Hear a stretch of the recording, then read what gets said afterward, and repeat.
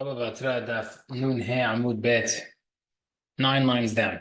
Last thing we mentioned was Ravin held that a boundary divider between fields and the Hatzav plant, the plant that grows downward, that's considered a separator regarding to property of a dead ger, convert, and Pe'ah and Tum'ah. So therefore we say, Aval Shabbat lo, but not in regard to Shabbat. Shabbat he must hold that it's not considered a good boundary. We'll explain what that means soon. But Rav says, however, I feel that in Shabbat, even Shabbat is considered a boundary. The time that the Batra says, if someone carried out a half a dried fig into public, that's carrying hotza'ah, and he left it there. Then he went back and brought another half one. Right? So an object, a full object is asur. So if you combine these two half figs, then it's considered one avera. So behe'elam ahat hayat. If he did it while forgetting in one shot, then he's chayav for korban hatat. Meaning, he wakes up, he thinks it's Tuesday, he carries half a fig, brings another half a fig out 10 minutes later, then that's considered one forgetting. Then it's considered one fig that he brought out, and he's chayav korban hatat for carrying. But if he forgot twice, he brought one fig out, remembered, oh, today is Shabbat, or he forgot, how to carry, whatever it is, two separate forgetments over Shabbat, then you're patur, because it's two separate, quote unquote, incidents because of two separate awarenesses. The rest of says, even in the case of one forgetting, if he put both halves in one location in one domain, he's chayav chatat. Patur. But if you put in two separate places, they don't combine, and therefore you patur from a korban. Abba says, that only applies if there is a specific location between these two items. You're talking about two separate locations. If there's a boundary in between, keyword, then you're chayav, because that's considered a separate boundary. Carmelita, like a shared area, common ground between private and public property. So if there's a Carmelita in between these two locations, then it's not considered separate. Abaya says no, even when it's separated by Carmelita, it's considered separate, and you be chayav. But not a piece of wood. Piece of wood would not be enough to be considered a separate domain. Rava says no, even a piece of wood is considered a separation. That's how we're comparing it now to our case of a boundary / hatzav plant. Over here as well, Rava would agree, same concept, that you have a separation based off of something small, even like a piece of wood. Rava would hold the same thing regarding Hilchot Shabbat, like the halacha of properties regarding to divorce. So what in the cases of Gitin, those were with us last year, a guy who temporarily lends the property to his wife so he could divorce her, right? Because the get has to land in her property if it's not going into her hand. So if it landed on a piece of wood that's bigger than 4 tvachim, that's considered a separate domain. So therefore, we said that block of wood is considered a separate domain. So too, in regarding to, and therefore she won't be. So that piece of wood is on top of the property that he's lending to her. It won't be considered a good get because it landed on like a third-party domain. However, therefore, we take that concept into Hilchot Shabbat as well. That piece of wood, 4 tvachim wide, will be considered a separate domain to be chayav in the case of two separate domains. Okay. So now let's say you're talking about a case of the ger property, the guy died. Let's say there's no divider, there's no hatzav plant breaking it up. How do you do a acquisition hazakah on it? Rabbi explains, anything that's called by his name. What does that mean? They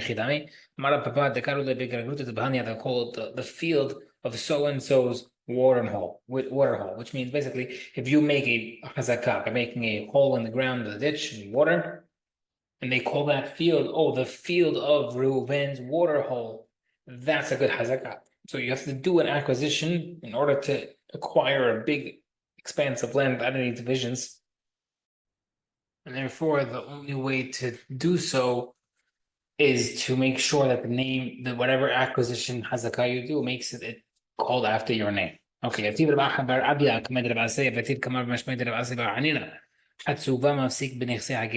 that Hatzav plant divides the property regarding the Ger's property. Now we're finally going to officially explain what it is. What's a Hatzuva? This is the plant that Yehoshua split up the different parts of Eretz Israel for Bnei Israel. And the reason why you use this land to be the official boundary is because it grows straight down. The roots take root straight downward. It only gets nutrients straight down. There's no problem of it leading to other people's properties. It's the perfect division plant. Just now we're mentioning basic facts regarding Yehuda and the splitting of Eretz Israel. Yehoshua only mentioned in the Sefer Yehoshua only mentioned the cities on the boundaries of Eretz Israel, albeit there are more cities involved. Any land that Hashem showed Moshe before he died, Hashem showed Moshe the land of Eretz Israel before his death. Those are the lands that Achayav Maaser. What does that exclude? The lands of the Kinim, the Kinizim, and the Karmonim, which is these lands were only promised to Avraham Avinu initially, but Hashem did not mention them to Moshe. So since Hashem did not mention them to Moshe, it teaches you that they are not Chayav Maaser. These are the same lands known as the Naftuhim, the Arbaim, and the Shamaim. These are the three lands called Har Seir, Ammon, Moav. We're trying to figure out where these Kinim and Kinizim lived in Karmonim. Aradis, Kis, Asya, Aspamia, these are the lands of Damascus and Aspamia and Asia, known as Asia Minor. Okay, new Mishnah. If two Eidim testified, two witnesses testified in person, that he used the land for 3 years, thereby telling him that he has a chazakah and he could take it away from the original owner, and these Eidim are found out to be Zomimim. Zomimim witnesses as a Hidush in the Torah. Usually, if I have two witnesses testify A and two witnesses testify against that, these two witnesses contradict each other and we don't believe anything, nothing changes. Eidim Zomimim in the Torah teaches you a big Hidush. I can have witnesses that come and testify Reuven killed Shimon. If two witnesses come and say no, he didn't, nothing happens. The Zomamin is Eidim Zomamin according to the Masechet Makot and based on the Pesukim is Ka'asher Zaman. They testify. Whoa! How can you two witnesses testify that Reuven killed Shimon on Sunday if you were with us in Deal? So now, that's the only way you can undo witnesses. And what happens to those two initial witnesses? Whatever punishment they were trying to exact on Reuven happens to them. They were trying to get him executed, they get executed. They were trying to cause him financial loss, they have to pay him the financial loss. So over here, these two witnesses testified that this guy had a chazakah on Shimon's property. They now have to pay Shimon the value of his property that he was about to lose. You have 3 sets of witnesses, each set testified in a separate year of chazakah. They divide the penalty between the three of them, they split the land 3 ways. Let's say there was 3 brothers who testified in the 3 years. Now 3 brothers can't testify with each other. What happens is there's 3 brothers of eventually on Levi, each of them testified on 1 year. Instead of him and one witness who's not related to them, we'll call him Yisachar, testified with each of the brothers on separate years. So Yisachar and Reuven, Yisachar and Shimon, Yisachar and Levi testified in 3 years. These are considered 3 separate testimonies, and they are kosher. You might think that since they're brothers, you can't really testify on the same thing because pasul, kamash bilan, you're allowed to. But if they become zomem, that these testimony become edim vomin, they are considered a single testimony and they all have to split it. Now you have to think about it for a second. If it's considered one testimony for hazama, for being zomem, that means they're splitting it.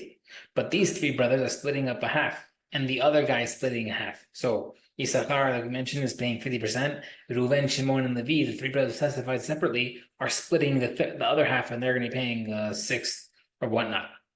We'll stop here.